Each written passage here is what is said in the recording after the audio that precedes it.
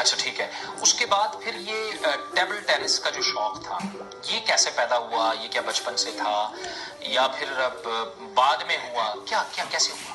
اس میں یہ تھا کہ ہم لوگ ایک ادارہ PSRD جس میں بہت سارے معذور افراد کا وہ ادارہ ہے، تو وہاں پہ انہوں نے ٹیبل ٹینس کی ٹیبل رکھی ہوئی تھی. تو وہاں پہ ہم لوگ دوست جو کلاس فیلو تھے وہ کھیلتے رہتے تھے. کھیلتے کھیلتے گیم اچھی ہوئی. پھر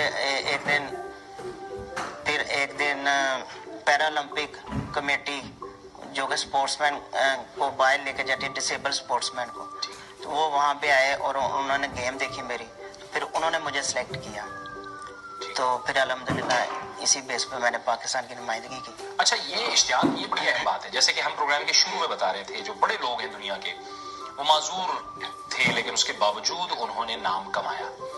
معذوری کبھی بھی آپ کی راہ میں رکاوٹ نہیں بنی اور ماشاءاللہ آج آپ نیشنل چیمپئن بھی ہیں. جی میرے نزدیک ٹانگوں کا خراب ہونا یا کام نہ کرنا یا بازو کا کام نہ کرنا یا آنکھوں سے نہ دیکھ پانا یا کانوں سے نہ سن پانا یہ معذوری نہیں. معذوری اصل میں یہ ہے کہ کسی کام کے نہ کر پانا.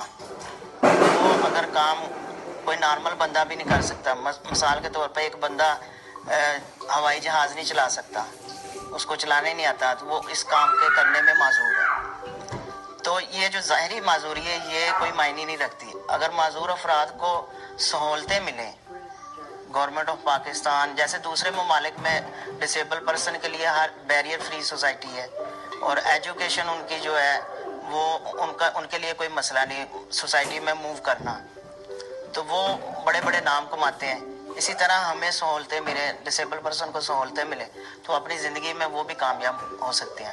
اچھا ابھی جو اس لیول پہ جو اسپیشل لوگ ہیں جو کہ گیمز میں ہیں اور جو آپ جیسے لوگ جو نام کمانا چاہ رہے ہیں وہ کیا توقع رکھتے ہیں کہ آپ کے لیے کیا حکومت کیا کرے آپ کے لیے؟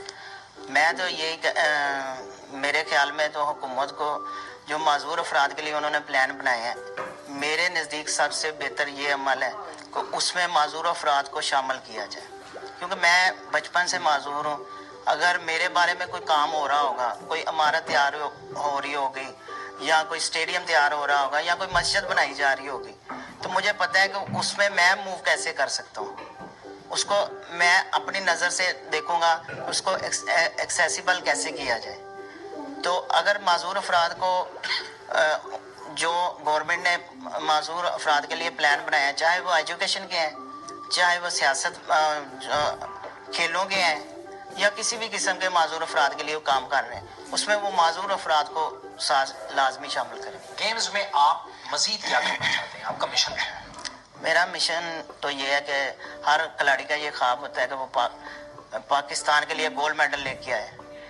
جیسے ریسلر ہمارے یہ کامن گیمز میں گولڈ میڈل لے کے آئے ہیں، ایسے میری بھی خواہش ہے کہ میں بھی گولڈ میڈل لے کے اپنے پاکستان کا اپنا اور اپنے والدین کا نام روشن کروں.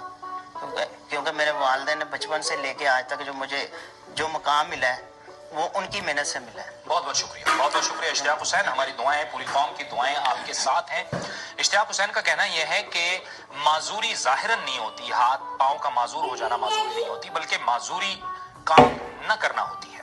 یہ ایک بہت بڑا سبق ہے پوری قوم کے لیے اور سب کے لیے. وقت ہو جاتا ہے ایک بریک کا، اور بریک کے بعد ہمارے اس پروگرام کا